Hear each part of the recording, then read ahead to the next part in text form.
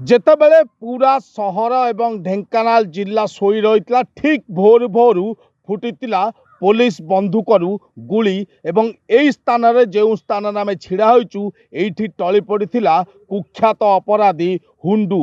ମୁଁ ଆପଣଙ୍କୁ ଦେଖାଇବାକୁ ଚାହିଁବି, ଇଏ ହେଉଛି ସେଇ ଜଙ୍ଗଲ ରାସ୍ତା। ଯେତେବେଳେ ପୋଲିସ ଢେଙ୍କାନାଳ ସହରର ଗୋଟିଏ ପାର୍ଶ୍ୱରୁ ଅର୍ଥାତ୍ କାଙ୍କଡ଼ପାଳ ଅଞ୍ଚଳରୁ ଏ କୁଖ୍ୟାତ ଅପରାଧୀ କୌଣସି ଅପରାଧୀ ଘଟାଇବାକୁ ଯୋଜନା କରୁଥିଲେ, ତାଙ୍କୁ ପୋଲିସ ପିଛା କରିଥିଲା। ପ୍ରାୟ 15ରୁ 20 କିଲୋମିଟର ପୋଲିସକୁ ଚକମା ଦେଇ ଢେଙ୍କାନାଳ ଅପର ସହରର ଅପର ପାର୍ଶ୍ୱରେ ଥିବା ମଙ୍ଗଳପୁର এই ଜଙ୍ଗଲ ପାଖରେ ଆସି ପହଞ୍ଚିଥିଲେ ଏବଂ ପୋଲିସ ସିଧାସଳଖ ତାଙ୍କର ଗୋଡ଼କୁ ଗୁଳି ମାରିଥିଲା ଏବଂ ଟଳି ପଡ଼ିଥିଲେ କୁଖ୍ୟାତ ଅପରାଧୀ ହୁଣ୍ଡୁ। ହୁଣ୍ଡୁଙ୍କ ନାମରେ ପୂର୍ବରୁ 18ରୁ ଅଧିକ ଅପରାଧୀ ମାମଲା ରହିଥିବା ବେଳେ ତାଙ୍କ ପୂର୍ବରୁ ସେ ମଧ୍ୟ ଜେଲ୍ ଯାଇ ଫେରିଛନ୍ତି। ତେବେ ଗୋଟେ ବର୍ଷ ତଳେ ଯଦି କିଙ୍ଗ ଅଫ୍ ଫରେଷ୍ଟ କଥା କହିବା, କାମାକ୍ଷାନଗର ଅଞ୍ଚଳର କିଙ୍ଗ ଅଫ୍ ଫରେଷ୍ଟ ପୁରା ଆତଙ୍କ ସୃଷ୍ଟି କରିଥିଲେ ଜିଲ୍ଲାରେ ଏବଂ ସେଇ କିଙ୍ଗ ଅଫ୍ ଫରେଷ୍ଟର ଯିଏ ମୁଖ୍ୟ ଅଛନ୍ତି ତାଙ୍କର ସହଯୋଗୀ ମୁଖ୍ୟ ରାକେଶ ନାଥର ସହଯୋଗୀ ଇଏ ଥିଲେ ହୁଣ୍ଡୁ। ମୁଁ ଆପଣଙ୍କୁ ଦେଖାଉଛି, ଇଏ ହେଉଛି ସେଇ ଖୋକାର ଖୋଳ ଯେଉଁଠି ପଡ଼ିଛି ଏବଂ ପୋଲିସ ଏହି ସ୍ଥାନରେ ଏନକାଉଣ୍ଟର କରିଥିଲା। ଏବଂ ଯଦି କିଛି ଆଗକୁ ଆପଣଙ୍କୁ ଦେଖାଇବି, ବନ୍ଧୁକ ମଧ୍ୟ ପଡ଼ିଛି, ଦେଶୀ ବନ୍ଧୁକ ଯାହା ହୁଣ୍ଡୁ ବ୍ୟବହାର କରୁଥିଲା ଏବଂ ଏହି ବନ୍ଧୁକରେ ସେ ନିଜର ଅପରାଧ ଘଟାଉଥିଲା। ତେବେ ପୋଲିସ ଆଖିରେ ଚକମା ଦେଇ ପଳାଇ ଆସିବା ବେଳେ ଢେଙ୍କାନାଳ ଅତିରିକ୍ତ ଏସ୍ପି ସୂର୍ଯ୍ୟମଣି ପ୍ରଧାନଙ୍କ ନେତୃତ୍ୱରେ ଏସ୍ଡିପିଓ ରମେଶ ଚନ୍ଦ୍ର ଦୋରା, ସଦର ଆଇଆଇସି ପ୍ରିୟବ୍ରତ ଦାସ, ବାହାପୁର ଫାଣ୍ଡି ଅଧିକାରୀ ପ୍ରଦୀପ ପାତ୍ର, ଟାଉନ ଥାନା ଅଧିକାରୀ ପ୍ରଭାସ ସାହୁଙ୍କ ମିଳିତ ଚଢ଼ାଉରେ କେଉଁଆଡ଼େ ଯିବାକୁ ଆଉ ବାଟ ମିଳିନଥିଲା ହୁଣ୍ଡୁଙ୍କୁ ଏବଂ ସେ ମୁଖ୍ୟ ରାସ୍ତାରୁ ଏହି ଜଙ୍ଗଲ ଭିତରକୁ ପଶି ଆସିଥିଲା ନିଜକୁ ସୁରକ୍ଷିତ କରିବା ପାଇଁ। ପାଖରେ ଥିଲା ଜଣେ ସହଯୋଗୀ ବୁଲେଟ୍ରେ ଆସୁଥିଲେ, କିନ୍ତୁ ପୋଲିସ ଠାରୁ ବର୍ତ୍ତି ପାଇଲାନି ହୁଣ୍ଡୁ। ସହଯୋଗୀ ଯଦିଓ ଫେରାର ହୋଇଯାଇଥିଲେ, କିନ୍ତୁ ହୁଣ୍ଡୁଙ୍କୁ ଧରିବାରେ ସଫଳ ହୋଇଥିଲା ପୋଲିସ ଏବଂ ବର୍ତ୍ତମାନ ହୁଣ୍ଡୁର ପ୍ରାଥମିକ ଢେଙ୍କାନାଳ ଚିକିତ୍ସାଳୟରେ ପ୍ରାଥମିକ ଚିକିତ୍ସା ପରେ କଟକକୁ ସ୍ଥାନାନ୍ତରିତ କରାଯାଇଛି ଅଧିକ ତାର ଚିକିତ୍ସା ପାଇଁ। ଏଠି ପ୍ରଶ୍ନ ଉଠୁଛି ଯେ ଅପରାଧ ଯେତେ ଅପରାଧୀ ଘଟାଉଥାଉ ପଛେ ପୋଲିସ ଗୁଳିର ଶିକାର ଯେତେବେଳେ ହେଉଛି, ଆମେ ନିଶ୍ଚିନ୍ତ ଭାବେ ପୋଲିସକୁ ଧନ୍ୟବାଦ ଦେବା।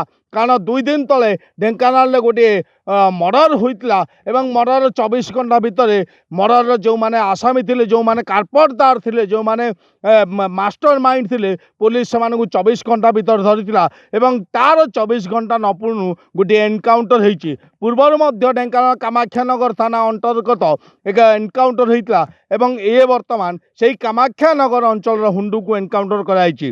କିନ୍ତୁ ଏଠି ପ୍ରଶ୍ନ ଉଠୁଛି ଯେ ଏ ଯେଉଁ ଦେଶୀ ବନ୍ଧୁକ ଆପଣଙ୍କୁ ଦେଖାଉଛି ବା ଯେଉଁ ବିଦେଶୀ ବନ୍ଧୁକ ଏ ଅପରାଧୀମାନେ ନିଜ ସାଥିରେ ଆଣୁଛନ୍ତି, ବ୍ୟବହାର କରୁଛନ୍ତି ନିଜର କାର୍ଯ୍ୟରେ, ଏ ବନ୍ଧୁକ ଆସୁଛି କେଉଁଠୁ? ଏତେ ପରିମାଣର ବନ୍ଧୁକ ସହର ଭିତରେ କିପରି ଆସୁଛୁ? କାରଣ 2 ଦିନ ତଳେ ଯେଉଁ ମର୍ଡର ହୋଇଥିଲା ସେଥି ମଧ୍ୟ ବ୍ଲାଙ୍କ ଫାୟାର କରାଯାଇଥିଲା, ସେଥି ମଧ୍ୟ ବନ୍ଧୁକର ବ୍ୟବହାର କରାଯାଇଥିଲା, ଯାହାକୁ ନେଇ ଏବେ ପ୍ରଶ୍ନବାଚୀ ସୃଷ୍ଟି ହୋଇଛି।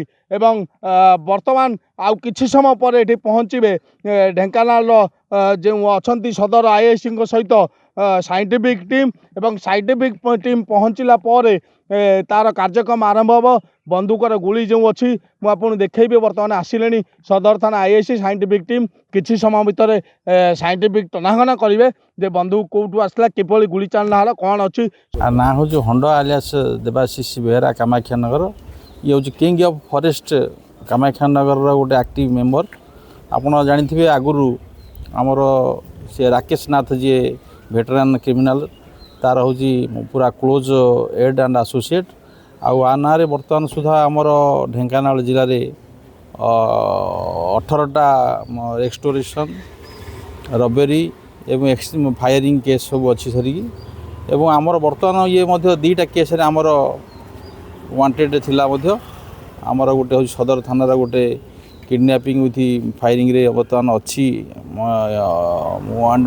ୱାଣ୍ଟିଂ, ଆଉ କାମାକ୍ଷାନଗରର ଗୋଟେ କେସ୍ରେ ମଧ୍ୟ ୱାଣ୍ଟିଂ ଅଛି, ଏ ଲୁଚିକି ବୁଲୁଥିଲା। ଗତକାଲି ଆମର ବିଶେଷ ସୂତ୍ରରୁ ଖବର ପାଇକି ଆମର ସଦର ଥାନା ଷ୍ଟାଫ୍ ଏବଂ ସ୍ପେଶାଲ ସ୍କ୍ୱାଡ଼୍ ଆଉ ଏଇଟାକୁ ଆମର ତାର ଖବର ଅନ୍ତର ନେଉଥିଲେ ଏବଂ ଆଜି ଭୋରୁ ଭୋରୁ ସିଏ କାଙ୍କଡ଼ପାଳରୁ ତାକୁ ଗୋଡ଼େଇ ଯାଇକରି ସେଇଠି ଆମର ମଙ୍ଗଳପୁର ପାଖରେ ତାକୁ ଏକ୍ସଚେଞ୍ଜ ଅଫ୍ ଫାୟାର ହେଲା। ଏକ୍ସଚେଞ୍ଜ ଅଫ୍ ଫାୟାରରେ ତା'ର ଗୋଡ଼ରେ ଗନ୍ ସଟ୍ ଇଞ୍ଜୁରୀ ବାଜିଛି। ତାକୁ ବର୍ତ୍ତମାନ ହେଡ଼କ୍ୱାର୍ଟର ହସ୍ପିଟାଲରେ ଟ୍ରିଟମେଣ୍ଟ ହେଉଛି। ଆଉ ସେ କଟକ ବର୍ତ୍ତମାନ ଯିବ ଟ୍ରିଟମେଣ୍ଟ ପାଇଁ। ସେଇଟା ଆମେ ଦେଖୁଛୁ, ସେଇଟା ଜିଲ୍ଲା ବାହାର କଥା ଦେଖୁଛୁ।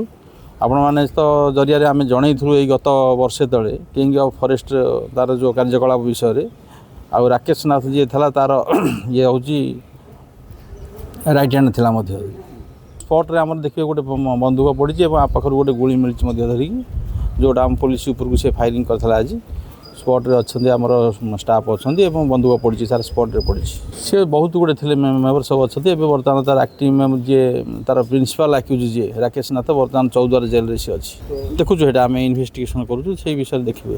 Dhenkanal Lakshmikanta Sahu, Reporters today.